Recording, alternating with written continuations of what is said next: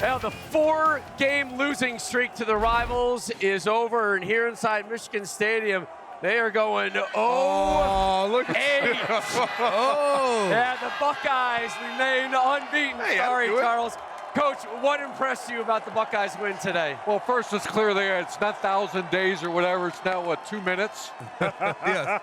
We're already on the next year, this is a thorough beating. It was a 40-minute possession time to 20. They controlled the line of scrimmage. Mark said it. The last 23, now 24 games, whoever wins the line of scrimmage wins. Ohio State has gotten better and better and better since the first day we saw them against Texas. That will be a very difficult team to beat in the next month. Yeah, I mean, look, they came out and performed. They beat us every which way that they possibly could. For me, it's always a lot of respect, for the guys on the other side. I got a chance to go over and speak to Caleb Downs, who I think is, a tremendous player. Can't wait to see him on the next level. Look, they came and handled business.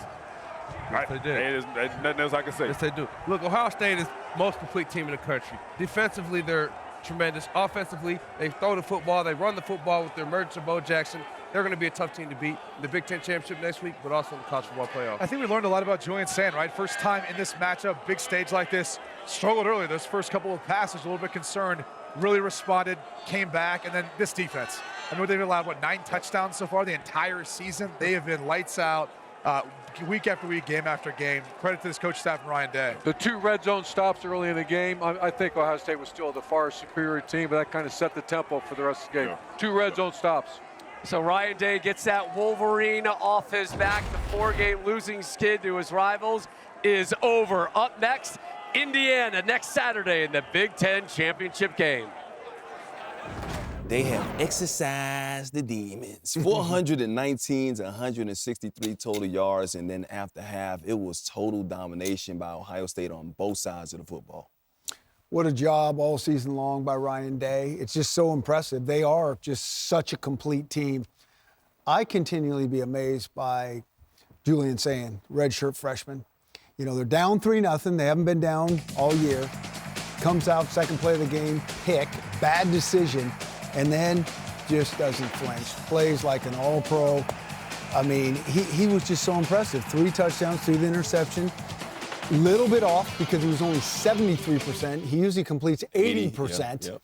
I mean, just really amazing. And then, those championship teams, when money's on the line, second half, fourth quarter, red zone, they just show up. And this defense did. They shut them out in the second half.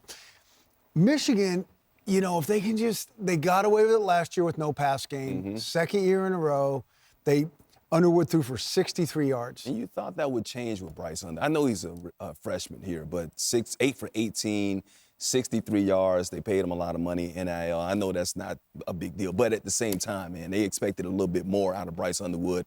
And the game plan just didn't seem to have that in mind. It seemed like they wanted to run between the tackles every single time. Yeah, and remember, their best offensive player, Justice Haynes, he's on the sideline. He's not playing. And then when Jordan Marshall got banged up, they were missing him. And then you got now the third-string running back you got to lean on. They're so one-dimensional. And that's the thing. We thought they were going to start to have a little more of a passing game. And you're underselling. I mean, they spent a fortune on Bryce Underwood. And you just wonder, they're in, they keep yo-yoing coordinator hires, back-to-back offensive coordinators. We don't know, is Chip Lindsey going to be the answer? I don't know. If you're Michigan, it's really hard to win games like this against a team that is as explosive on offense, but also so talented on defense. I mean, I think the most impressive thing with the Buckeyes is they lost so many guys, both coordinators. Mm-hmm. They lost the entire D-line. They're even better on defense. Arvell Reese has turned into a superstar. He's basically the Caleb Downs of the linebacking corps. They got Sonny Styles. I mean, they're so star-studded all over the place. And then Sayin emerges. Now Bo Jackson, the other Bo Jacksons emerged.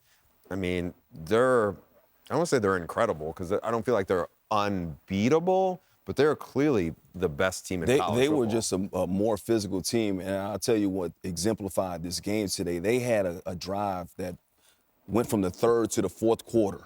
That was a 20-play drive. They only got a field goal out of it, but they just imposed their will down that field against that Michigan defense. That is so hard to do. 17, 18, 20 play drives. And again, the strength of this team and why Michigan's only lost a couple is because of this defense. So impressive. I always think about this as a coach at the end of the year.